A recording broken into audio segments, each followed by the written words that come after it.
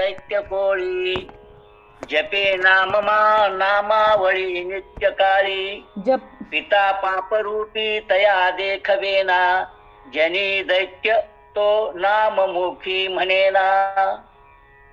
या मनाच्या श्लोकामध्ये ज्या वेळेला आपण अर्थाकडे पाहायला लागतो त्यावेळेला मला मागच्या आणि या श्लोकाच्या संदर्भात 9व्या अध्यायातील 2 श्लोकांचा उपयोग करावा असं वाटल्यामुळे त्या 2 श्लोकांचा मी या ठिकाणी उच्चार करणार आहे.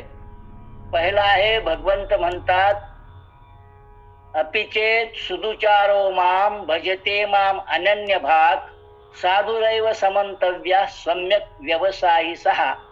अगदी दुराचार्यामधील दुराचारी सुद्धा दुराचार सोडून ज्या वेळेला माझ्याकडे येईल त्यावेळेला त्याला संतच म्हणावे अशा प्रकाराने भगवंतांनी म्हटलेलं आहे.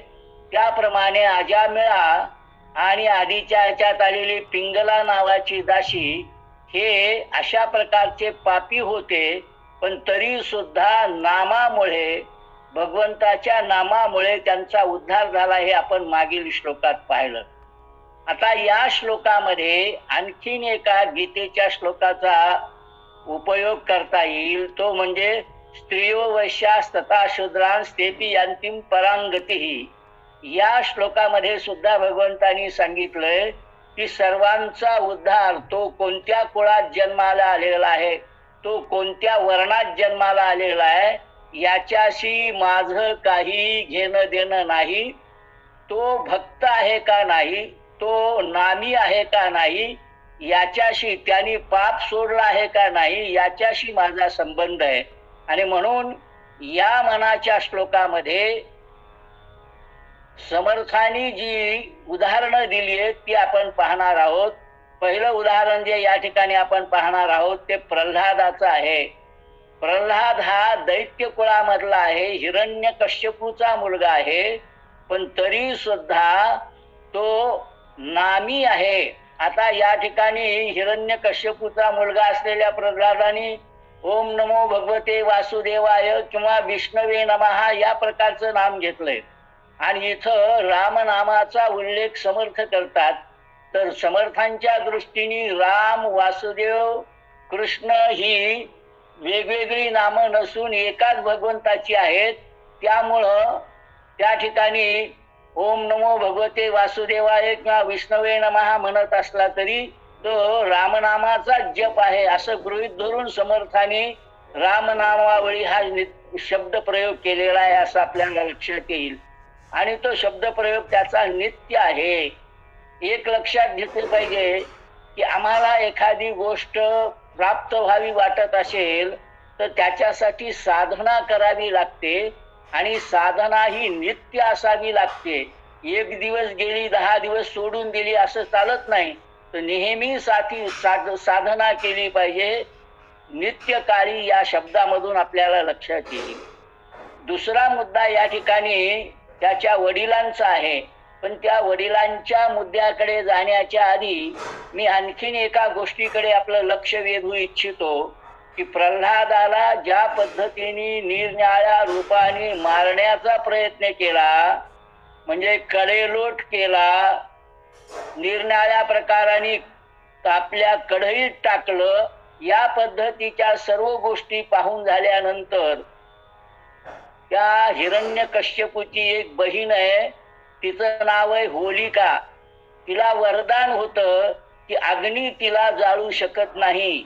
म्हणून त्या होलिकेने असं सांगितलं आपल्या भावाला की तुला जर प्रल्हादाला मारायचं असेल तर एक युक्ती आहे, ती म्हणजे मला अग्नी जाळू शकत नाही, मी त्याला मांडीवर घेऊन बसते आणि तुम्ही चिता पेटवा, त्यामध्ये तो निश्चितच मरून जाईल.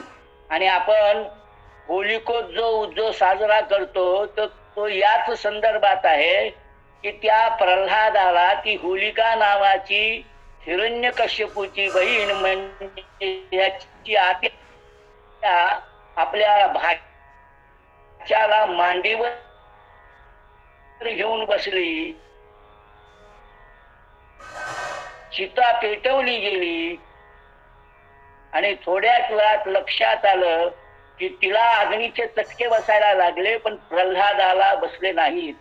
याच या ठिकाणी मग मिळवलेलं असलं तरी त्या वरदानाचा उपयोग तुम्ही सत्कार्यासाठी न करता दुष्ट कामासाठी करणार असाल तर ते वरदान सुद्धा व्यर्थ असतं. म्हणून होलिकेला मिळालेलं अग्नीपासून कुठल्याही प्रकारचा त्रास न होणार वरदान संपलं, ती जळून गेली आणि प्रल्हाद राहिला. का प्रल्हाद राहिला? तर तो नामधारक होता. त्यांनी नाम जपाच्या माध्यमातून ईश्वरातली प्राप्ती करून घेतली होती. दुसराही एक प्रश्न आपल्याकडे येतो. नेहमीसाठी मध्यम वर्ग भरडला जातो असं आपण म्हणतो. इथं सुद्धा हाच एक मुद्दा आहे की जे भगवंताला प्राप्त करण्यासाठी भक्ती करणारे आहेत ते भक्तीच्या मार्गातून, कर्म मार्गातून किंवा ज्ञान मार्गातून उधरले जातात. पण ज्यांची अर्धवट श्रद्धा आहे ते मात्र पुनरपी जननम पुनरपी मध्ये अडकतात. पण जे अति दुष्ट आहेत ते सुद्धा ज्या वेळेला विरोधी भक्ती या नावाने का होईना, तुझा नारायण कुठं आहे, तुझा विष्णू कुठं आहे असं म्हटल्यामुळे ज्या वेळेला खांबाला लाथ मारली आणि त्यातून भगवंत प्रगट झाले नरसिंहाच्या रूपाने आणि त्यांनी त्या हिरण्यकश्यपूचं पोट फाडलं. पण हिरण्यकश्यपूच्या समोर भगवंत उभे राहिले, त्यामुळं त्याचाही उद्धार झाला. आमच्याकडे असं म्हटलेलं आहे, कोणत्याही कारणाने आम्ही जर नामस्मरण घेतलं तर ते नामस्मरण वाया जात नाही. आणि याच्यासाठी आम्ही नेहमी दृष्टांत देत असतो की चुकून अग्नीवर पाय पडला, माझा अग्नीवर पाय पाडण्याची इच्छा नव्हती असं म्हटल्यामुळं अग्नी पोळणार नाही का? अग्नी निश्चितच पोळणार.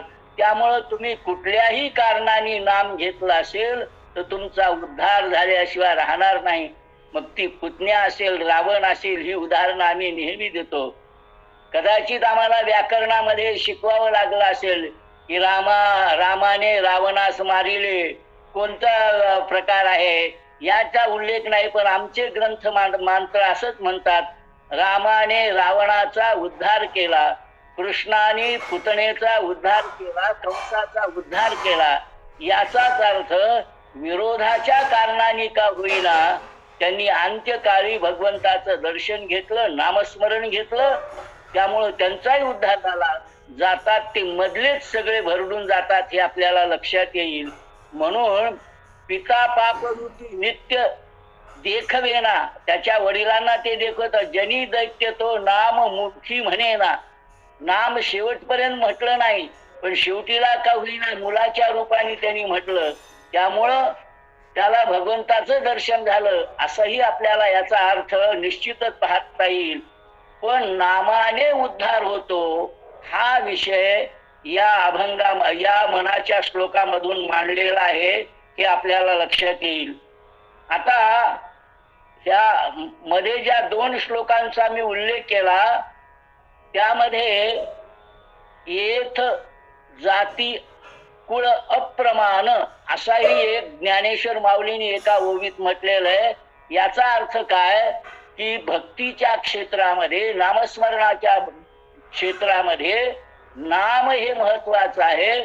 जात किंवा कुळ किंवा तुमची अवस्था ही महत्वाची नाही. तुम्ही कोणत्याही अवस्थेत असलात तरी नाम घेऊ शकता, हे आपल्याला या उदाहरणांच्यावरून लक्षात येईल. म्हणून कुळाचा किंवा वर्णाचा या ठिकाणी विचार करण्याचं काही कारण नाही.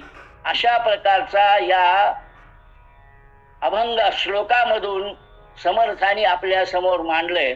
समर्थांचा एकच विषय यामधून आपल्याला प्रतिपादन करण्याचा लक्षात येतो की ज्याला सरळ मार्गाने आणि सहज रीतीने उद्धार करून घ्यायचा आहे त्यांनी नामस्मरण केलं पाहिजे. नामस्मरण हे आमच्या उद्धाराला कारणीभूत आहे, उद्धार होऊ शकतो. मग तुम्ही त्या कोणत्याही कुळाचे, जातीचे, वर्णाचे असो किंवा आधीची तुमची अवस्था काही असो, ती अवस्था जाऊन नामस्मरणाला सुरुवात केली. आणि इथं आणखीन एक सिद्धांत आपल्याला लक्षात घेता येईल मागच्या श्लोकाच्या संदर्भात. अंत्ये मतिसा गती ही, अंत्यकाळी ज्याप्रमाणे मती किंवा बुद्धिमत्ता होईल त्याप्रमाणे गती प्राप्त होईल. म्हणून अजामिळाने आधी किती पाप केले किंवा पिंगला आधी काय करत होती याच्यापेक्षा त्यांनी अंत्यकाळी भगवंताचं नामस्मरण केलं आणि त्यामुळे तिचा उद्धार झाला, असं या 2 श्लोकांच्या माध्यमातून आपण लक्षात घेऊ शकतो. जय जय रघुवीर समर्थ. पुंडलिक वरदा हरी विठ्ठल. सद्गुरू